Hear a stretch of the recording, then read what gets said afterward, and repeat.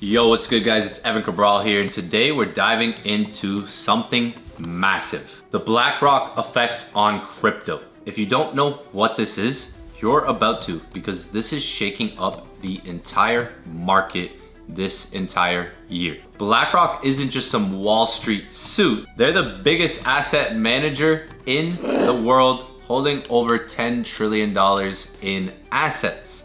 These guys know what they're doing, especially the CEO, Larry Fink. He's had some good regards and things to say about the crypto market, especially Bitcoin. We're gonna be covering a lot of that in this video today. So BlackRock, being the world's biggest asset manager, stepping into crypto makes heads turn.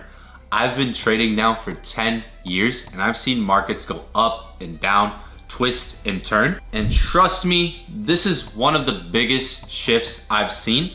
So stick with me here, because there's some things you're gonna be wanting to pay attention to if you have not already been. So here's what you need to know, guys, and let's dive straight into it. The BlackRock effect has changed the game for crypto, especially with their spot ETF that came out in January.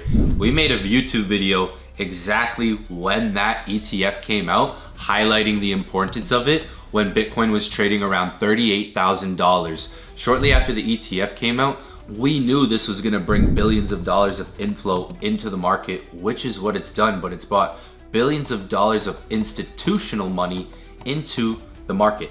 Now, because of this, guys, this is giving crypto a legitimacy boost. Crypto went from scam to Wall Street overnight, hanging ETF banners of Bitcoin and Ethereum literally in Manhattan, in New York, on Wall Street. So overnight, literally, when you look at the headlines, and the headlines have always been what they've been, we went from scam, this Ponzi scheme, it won't work, to now, look at the headlines now. It's being hung up on Wall Street.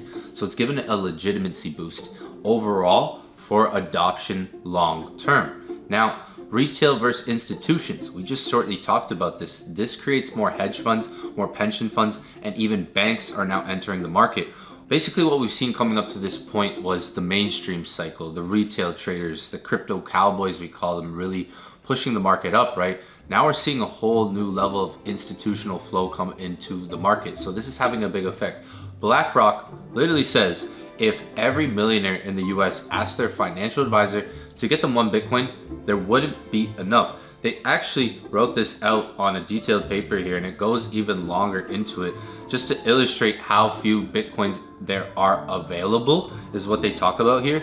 So they really, in essence, just conclude it with the fact that if every millionaire just in the US, not the world, just in the US, asked their financial advisor to get them one Bitcoin to hold, it wouldn't be able to happen right now. There wouldn't be enough currently, especially if you understand Bitcoin's supply metrics over time and how it's mined. It's going to take 120 years before the last Bitcoin is even mined. The last Bitcoin to be mined in existence will take alone 40 years itself to be mined. So right now there's currently 450 Bitcoin coming out per day. That's why BlackRock has noticed this. BlackRock, Larry Fink, these guys that work at BlackRock as asset managers, they're smart people. They understand things. They wouldn't just be taking action on something that they didn't understand or believe in. So real quick, now that we've gotten some information out our way and maybe understand a little bit about BlackRock, who they are and their step into the crypto market and why it's important, let's talk a little bit about the good and the bad and the ugly, as they like to say, right? We can highlight a lot of the good things, but crypto is quite a roller coaster ride, and we can see that now. It's a positive impact that this has on Bitcoin and the crypto market. It's massive liquidity. It brings more money into the market. Bitcoin is now harder to manipulate in the sense of like what it is, because Wall Street has brought in legitimacy into it. So that's gonna bring more big players and stability into the game, and even create more mainstream adoption, especially with more regulations in crypto, where now we're seeing it as a legitimate asset class that is pretty much like tied to the stock market, right? The stock market has been around for decades, right? Now, Bitcoin falls into that category because it is on Wall Street. Now, that sounds good and all, but there are potential downsides to this, right? So Wall Street control. Could BlackRock and others centralize crypto and try to manipulate prices more often? Potentially. Retail disadvantage. They move markets with billions and billions of dollars, hundreds to millions and billions of dollars at a time, right? So while retail traders chase these big moves that can happen, think about it now. With these institutional guys in the market, they move a lot of money, right? So they could put a big trade, right? And the market could move, right? And then a lot of traders chase that trade. Boom, market pumps, right? Recovery, pump, right? So there are some disadvantages, some downsides to this.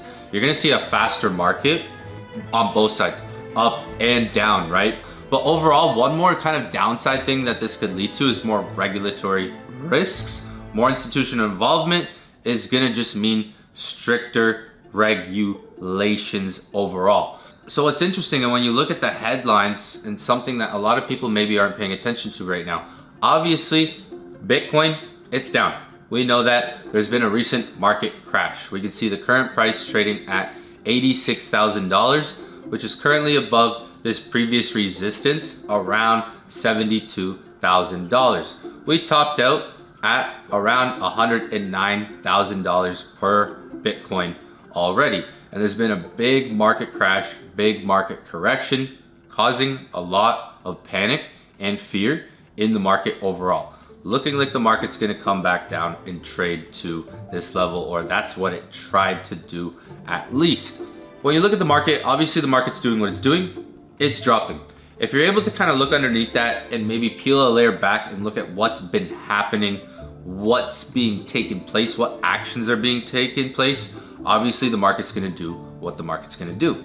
But if we go in the background and we look, BlackRock has actually revealed their entire crypto plan last year. They've been talking about this a lot. They've gone on the news talking about their plan and how they're a strong believer in crypto.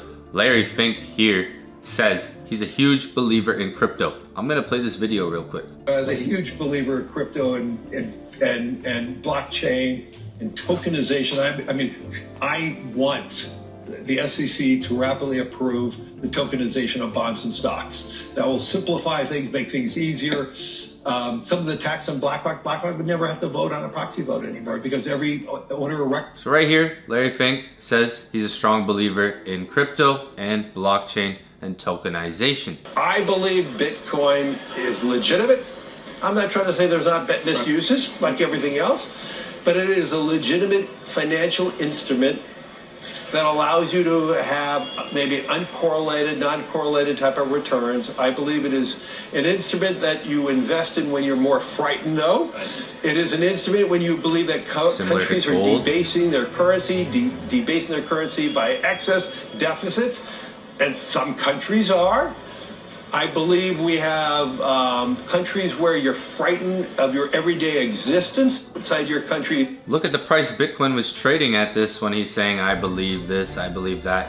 This isn't new news to anyone who's really in the crypto space, but maybe if you don't know what Bitcoin is, you don't know how crypto works, you might just think of Bitcoin as a cryptocurrency, right? But people like Larry Fink, the CEO of the world's largest asset group in the world, BlackRock, thinks differently, believes something about it, and understands it, right? Now, like I just said, you might think Bitcoin is just some cryptocurrency, right? But other people, including the gentleman named Jerome Powell, if you're a Forex trader, you should know who Jerome Powell is. Look what he has to say about Bitcoin. I think that's how people think about it. I mean, it's so, people use Bitcoin as a speculative asset, right? It's like gold. It's just like gold, only it's virtual, it's digital. People are not using it as a form of payment or as a store of value. It's highly volatile. Look what he said there. It's like gold, except it's virtual, and then he said digital after he said virtual. So it's like digital gold. Has gold, which is the #1 market cap in the world here, $19 trillion asset, right? Has gold gotten a digital upgrade with Bitcoin? Because if Bitcoin had the market cap that gold had, currently at this current supply, we'd probably see Bitcoin anywhere 900 plus thousand to $1.1 million per coin if it had the market cap of gold. It's basically like 10 times the market cap of gold lesser, right? Gold is basically 10 times bigger than Bitcoin's market cap, right? When we look at what people like this are saying, these are some of the things that I pay attention to. Even not that long ago in January, again, he's a big believer in Bitcoin. He thinks one day and predicts it could reach $700,000 per coin. He says this statement, and it's a pretty bold one. Of your debasement of your currency, or you're frightened of your economic or political stability of your country, you could have an internationally based instrument called Bitcoin that will overcome those local fears. And so I'm a big believer in the utilization of that as an instrument. And so if that becomes true, and you see that it could be a proper hedge against maybe hope security or equities, the question is, could you see a 2 or 5% allocation? I was with a sovereign wealth fund during this week, and that was the conversation. Should we have a 2% allocation? Should we have a 5% allocation? If everybody adopted that conversation, it would be 500,000, 600,000, 700,000 per bit. So what he's saying there, he's with a sovereign wealth fund, and they were having a conversation, right? And the conversation was about, should we adopt a 2% or a 5% into Bitcoin, right? And he's saying, if he sees a lot of people do that, like if people understand it, he's saying he's a big believer in it, because if he sees it how it is and this person sees how it is, he understands the potential that it has. So whether you love or hate it, guys, BlackRock is shaping crypto's future. The question is, are you positioned to take advantage of it? Do you understand Bitcoin and what it is, why it was made? Are you a believer in it? Drop a comment on this video if you think BlackRock is good or bad for cryptocurrency. I would love to see what you guys said. If you haven't seen the other crypto videos that we have in our playlist, guys, make sure to check them out. There's a lot of good valuable information on those as well, just like this. I'll see you guys on the next video.